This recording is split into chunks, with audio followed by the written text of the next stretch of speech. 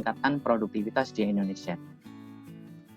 Datanya juga masih sama, 2019 akhir, Toyota dan Daihatsu ini masih menguasai pangsa pasar di Indonesia. Ini trennya, pentingnya produktivitas, jadi kita bisa mengukur teman-teman, bagaimana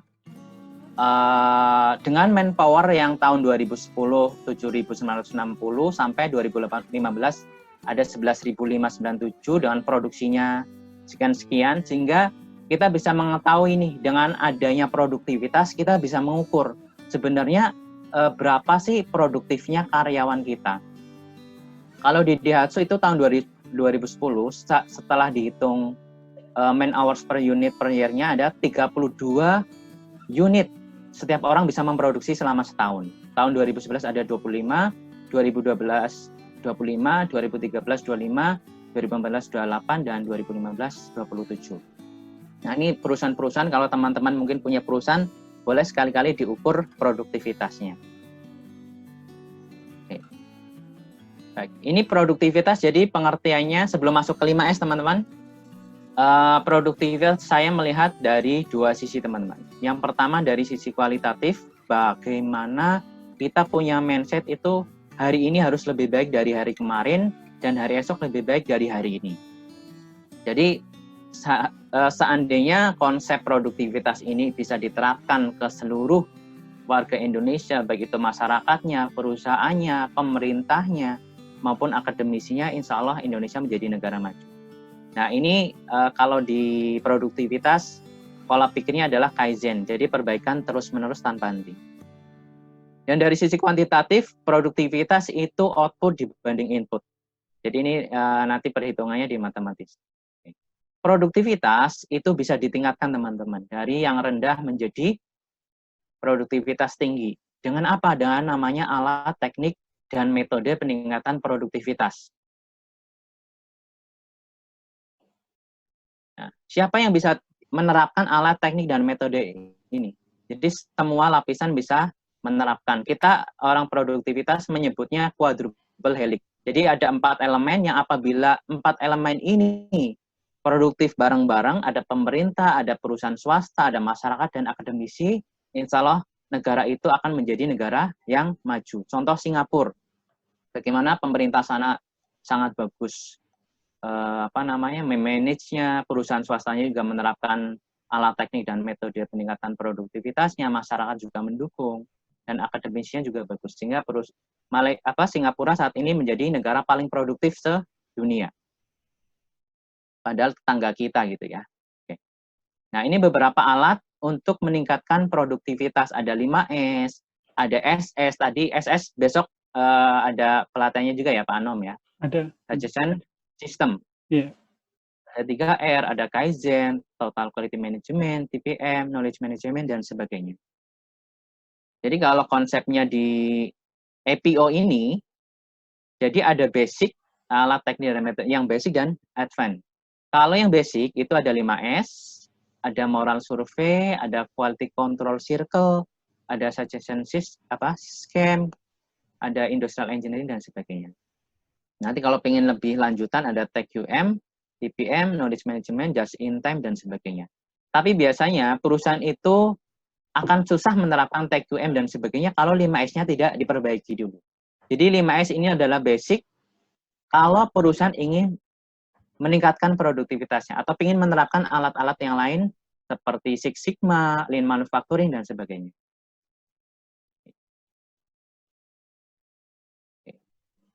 Jadi menurut JUCE, Japan Productivity Center atau JPC, jadi budaya produktivitas itu fungsinya adalah meningkatkan daya saing usaha. Ini hitam nih, jadi mohon maaf nih tadi ada ini masih kebaca, tapi ketika saya tampilkan kok ini hitam.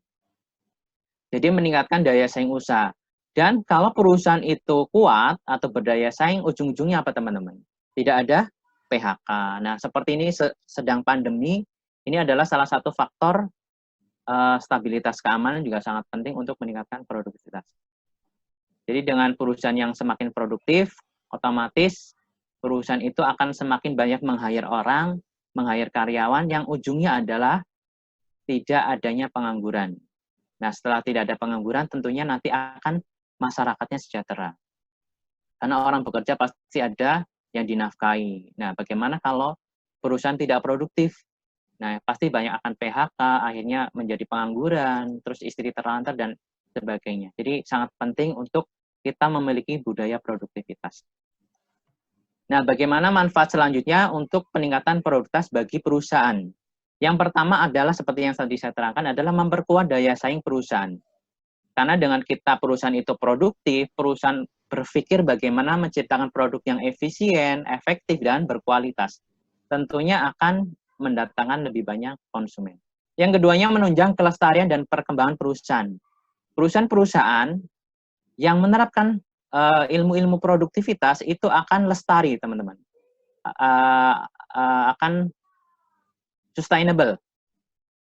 Jadi perusahaan, kenapa di Indonesia itu rata-rata 10 tahun UMKM-nya pada bubar? Karena mungkin ya ilmunya tentang produktivitas masih kurang. Nah, ini PR-PR kita bareng-bareng.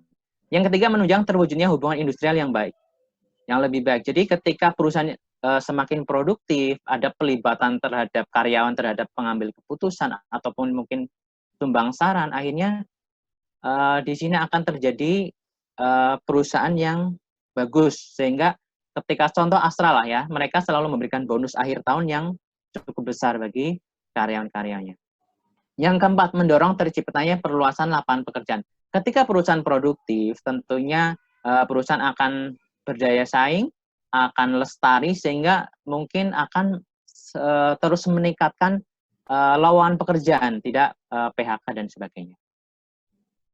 Oke, kita masuk ke 5S konsep, teman-teman.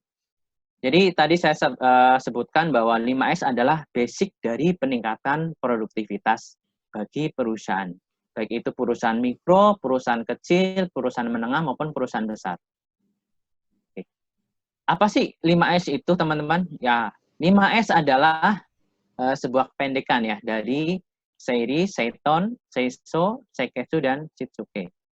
Sisi, susun, sasap, sosok, dan sulu. Atau ketertiban, kerapihan, kebersihan, kelestarian, dan kedisiplinan.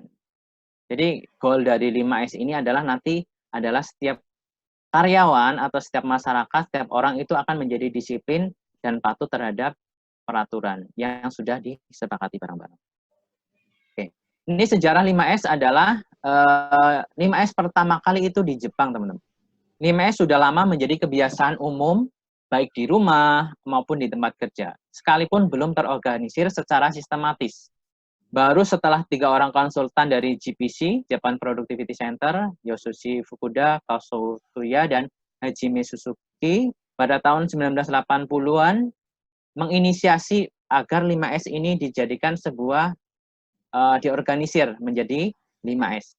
5S ini diorganisir sedemikian rupa sebagai fondasi, sebagai basic dari Integrated Productivity Improvement. Jadi perusahaan-perusahaan, kalau teman-teman mungkin ke Astra atau ke perusahaan manufaktur, rata-rata sudah menerapkan 5S. Kalau memang perusahaannya sudah berproduksi banyak. Karena kalau enggak ya nanti akan mengurangi kepercayaan konsumen.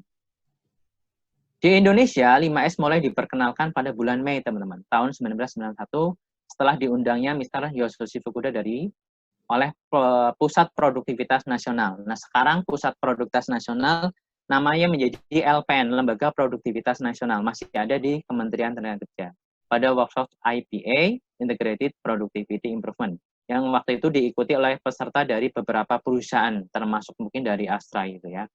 Sedangkan pelaksanaan di lapangan baru pada bulan Oktober tahun 1991 di 3 perusahaan model, yaitu oleh Pusat Produktivitas Nasional di bawah bimbingan Mr. Hajime Suzuka. Jadi waktu itu ada 3 perusahaan yang menjadi pilot project untuk penerapan 5S ini. 5S itu ada Seiri, Seiton, Seiso, Seiketsu, dan Shitsuke. Gampangnya seperti itulah, teman-teman. Nah, tujuannya apa sih kita menerapkan 5S? Yang pertama pasti untuk meningkatkan SDM, agar punya mental positif, terus membentuk kebiasaan atau habit untuk melaksanakan kerapian dan kebersihan. Yang keduanya meningkatkan pelayanan kualitas produk, quality, cost, dan delivery. meningkatkan kualitas proses kerja, mencegah kerusakan barang atau produk, meningkatkan efisiensi penggunaan area kerja, mengoptimalkan pemakaian stok barang yang ada, menurunkan frekuensi kesalahan pekerjaan, menghilangkan keterlambatan proses kerja dan atau delivery. Waktu itu saya sempat memberikan konsultasi di salah satu perusahaan di Silicon Valley. Jadi perusahaan itu banyak sekali menimbun barang-barang yang tidak terpakai. Padahal di sana itu untuk sewa 1 per meternya aja mahal sekali gitu teman-teman. Jadi ketika kita menerapkan 5S tentunya nanti akan meningkatkan efisiensi penggunaan area kerja. Jadi seperti di Astra itu dihitung nih, dengan menerapkan 5S kita hemat berapa rupiah sih gitu. Dan yang ketiga adalah meningkatkan safety dan environment, menghilangkan kecelakaan kerja dan kondisi yang berbahaya, yang tentunya keduanya membuat lingkungan yang tertib, rapi, bersih, dan sehat serta selamat. Jadi dengan kita menerapkan 5S, perusahaan menerapkan 5S, yang pertama akan terbangun habit karyawannya, patuh terhadap peraturan, menjaga kebersihan, suka melakukan kebersihan dan sebagainya. Yang keduanya untuk konsumen. Jadi dia akan meningkatkan kualitas proses kerja sehingga produk yang dihasilkan itu barang-barang yang berkualitas. Keduanya mencegah kerusakan barang. Nah, dengan menerapkan 5S, kita akan bisa menerapkan FIFO, first in first out, sehingga barang-barang tidak akan tertimbun lebih lama. Seperti itu, dan sebagainya, teman-teman. Sasarannya seperti tadi saya sebutkan, yang pertama terciptanya tempat kerja, lingkungannya menjadi bagus, terawatnya perlengkapan, terwujudnya disiplin kerja, tercapainya keselamatan kerja, dan kestabilan kerja. Terselenggaranya perbaikan efisiensi dan efektivitas masing-masing fungsi. Jadi dengan menerapkan 5S, semua divisi, semua section, semua departemen menjadi efisien dan efektivitas karena barang-barang tidak bertumpuk sembarangan. Terbinanya suasana kerja yang nyaman dan menyenangkan, disiplin dan saling menghargai antar karyawan. Dan tentunya yang terakhir adalah terwujudnya perusahaan kelas dunia dan bercitra positif di mata pelanggannya yang tercermin dari kondisi tempat kerjanya. Jadi inilah pentingnya atau sasaran dari 5S.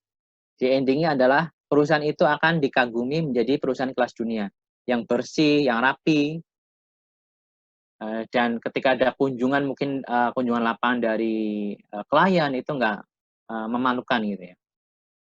Nah ini adalah beberapa ciri-ciri perusahaan yang tidak menerapkan 5S.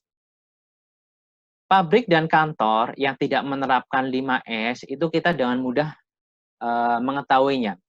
Mungkin ada asap-asap yang kotor atau yang gelap gitu ya. Sampah berserakan di mana-mana, kabel di mana-mana juga ada, penataan barang tidak rapi, dan mungkin debu berada di mana-mana, di kipas angin dan sebagainya. Juga ada suku cadang, keranjang, dan kardus tempat suku cadang serta lainnya diletakkan begitu saja, teman-teman. Di sembarang tempat sehingga mengganggu jalan orang dan kadangkala kereta barang harus berjalan di antara barang-barang yang berserakan. Sehingga kita akan kesulitan mencari apa yang sedang kita butuhkan. Sehingga akan menambah waktu pencarian dan akhirnya banyak pekerjaan yang tidak terselesaikan karena delivery-nya terlambat. Oke, ini contoh perusahaan yang tidak menerapkan juga. Peralatan-peralatan yang baru dibeli sama sekali tidak dirawat dalam waktu singkat. Kalau barang-barang tadi bercampur dengan barang yang jelek, maka masuklah menjadi kategori yang tidak berguna. Dengan keadaan seperti ini, pastinya semangat bekerja bagi karyawannya akan menurun dan pekerja tidak bergairah. Mungkin kalau teman-teman sekali-kali jalan ke KBN Marunda atau KBN mana ya, yang perusahaan di situ banyak, atau di Pulau Gadung itu, mungkin masih bisa menemukan perusahaan-perusahaan yang tidak menerapkan 5S seperti ini. Kita kenalin namanya konsep 5S. 5S adalah sebagai obat untuk perusahaan yang sakit-sakitan. Nah, kalau teman-teman nanti membaca buku Kaizen Masaki Imei, teman-teman akan menemukan 5S ini sangat penting.